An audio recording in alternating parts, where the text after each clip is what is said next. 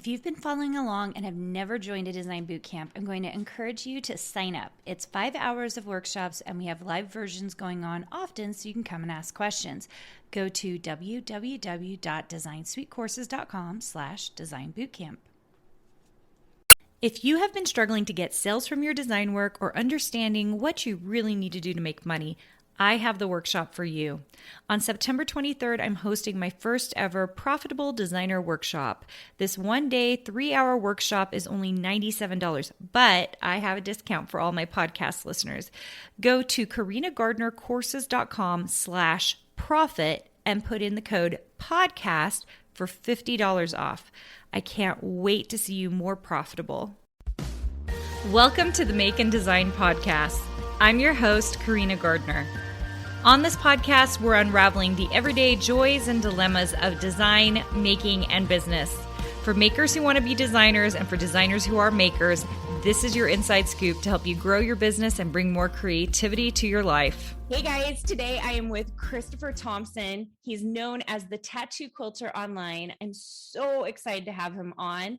Christopher, thanks for joining me today. Yay, thank you so much for having me.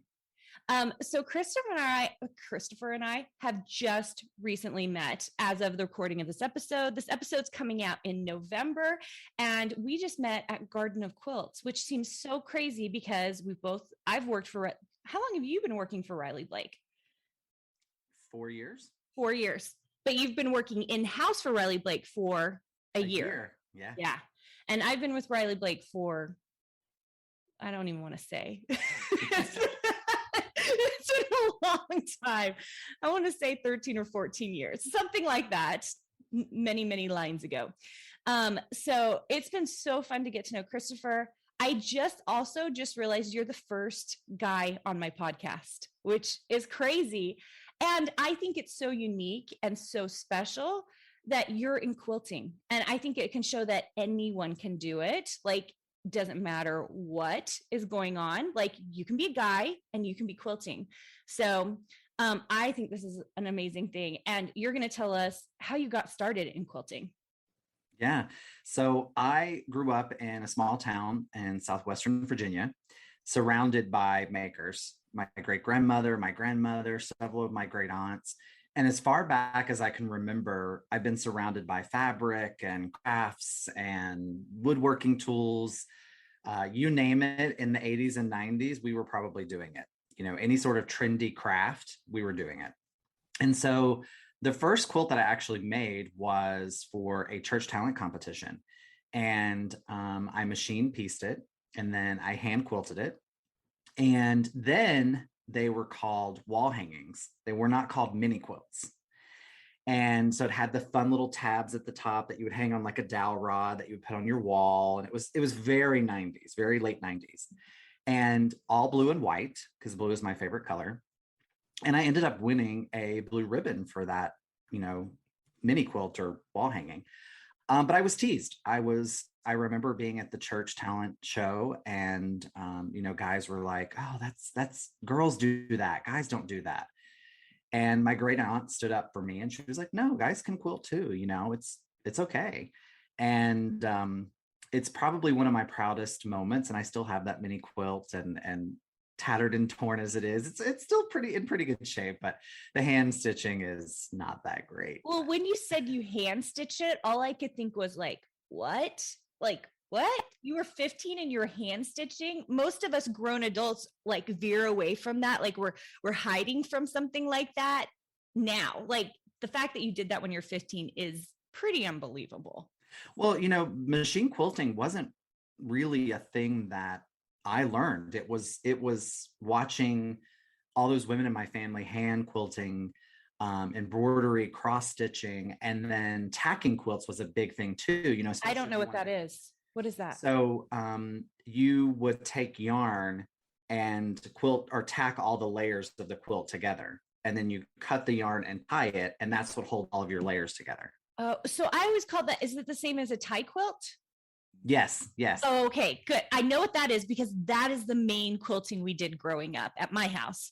We did tie quilts, and you had the big wooden what are the, like those wooden things, and you'd have to like roll up the quilt on all the sides and everybody would like sit around and tie them together? Yes. Yeah. That was the best. And I loved clipping the threads in between, the yarn in between, and then tying it. And there was one quilt, I think I was working on it with my mom, maybe, where I snipped the end of my thumb. And I was like, we can't bleed on the quilt. We can't bleed on the quilt. And I actually think I still have the scar. Oh, yeah. Oh my gosh, like you have like no thumb, but you're worried about the quilt. Yes. And that's what happens when you grow up in a quilting family. You're like, we got to protect the quilt. Yeah, so that was my that was my first big quilting project. And I don't really I know I made some things after with my grandmother. I ended up recording, and I need to figure this out, but I ended up recording her on VHS. I took a VHS camera out of the library and recorded my grandmother talking about growing up and using feed sacks for quilting and dresses and dolls, and you know, her experience in quilting. And I think it was in 1998. It was for an American Lit project in high school. And I need to actually take the VHS and put it on, you know, an MP3 or get, you know, some way that I can share it, because it's pretty awesome. But yeah, I feel so lucky and so honored to continue that, you know, tradition of my family and the legacy. That's amazing. I love that so much. It is funny to see how quilting has evolved over the years. Don't you think it's become, it's just when I look around and I'm doing my quilting and piecing and I see the stuff you're doing, it feels, I don't want to say more sophisticated. It's just different than the back in the day where it felt like this home craft where we were all sitting around tying the quilts together. My mom actually did also some hand, like she did these huge twin quilts where she hand sewed them. And I just remember watching her work on that for months. Like that was the project she was doing. And if anybody who's been on this podcast knows or knows me in real life or knows how impatient I am, and I'm like a 1-day quilter. Like if I can't finish that top in 1 day, I can't handle it. Like I'm like angry. Yeah, I'm the same exact way. And that's why I love doing mini quilts, because I can do them in a day, a weekend, and then it's done. Yeah, I mean, it's so true. That is the beauty of a mini quilt. Well, here's the thing. We have to talk about your new line. So when this is coming out, Christopher has a new line out for Riley Blake. I want you to tell us all about it, the name of it. It's a Riley Blake line. So you're going to find it online. You're going to find it in your local quilt shop. So if you're asking me where to find it, the answer is everywhere, just like every other line. So, but tell us more about the inspiration behind it and the name. Yeah, so it's Saturday in Paris, and it is about, you know, and imagining the whole, you know, premise around the collection was imagining waking up on a Saturday morning in Paris. And, you know, I often say to people when you go to visit a big city, because I've lived in several big cities, New York City, San Francisco, Atlanta, now Salt Lake City. And I say to people when you visit, don't do all the things that the tourists do.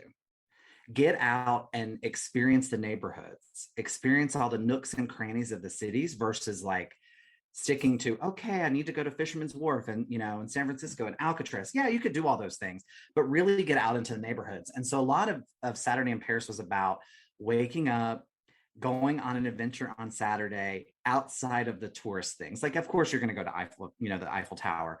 You might walk by it, you know, on your way to get a croissant or, you know, to go get a coffee with a friend. And so that was really the inspiration behind the collection. And, you know, I think what's interesting is, you know, my work as a quilter is very symmetrical. I mean, most all of our quilts are symmetrical, but in the sense of there's a formula to most of my quilts. And what people don't know is when it comes to fabric design, I'm actually very romantic, and I have sort of a feminine, you know, point of view when it comes to fabric design. And I think a lot of that comes from inspiration of working in fashion, you know, and I worked in fashion for, gosh, over 15 years. And so that my point of view when it comes to fabric design is really different than what the tattooed quilter is. And so I think that's very fascinating when people see my collections. They, it seems so different. But Saturday in Paris has, beautiful florals. The Eiffel Tower, of course, is in there. And I had to put a pink poodle in there. I mean, that's just seems so iconic for, Paris. And then there's people in there because when I was designing this collection, it was, while we were in the pandemic, and it was, you weren't able to be with people. You weren't able to be with your friends and your neighbors and your loved ones. And so I wanted to incorporate people as this sort of, we're back together and we're hanging out and we're doing the things that we would do on a Saturday, whether it was going to the market or, getting a coffee or a latte and a croissant or riding our bike to the farmer's market. There were so many, things that I missed myself that I put into this collection. Yeah, and it's so needed right now. I think we're all feeling that jittery, like we want to be with people, we want to travel. I know that I've booked a gazillion trips just because I'm like, it's time. Like, and I love the name Saturday in Paris. Like it evokes a certain feeling. I haven't seen the collection. I'm really excited to see it.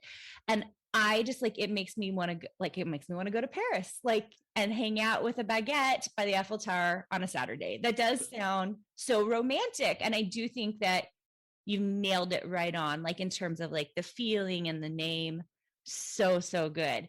And where we're at as a country, or even maybe a world, where we're kind of feeling this need to see it again. I mean, I have loved being in my own little bubble here with like my family and hanging out and what we've gotten to do.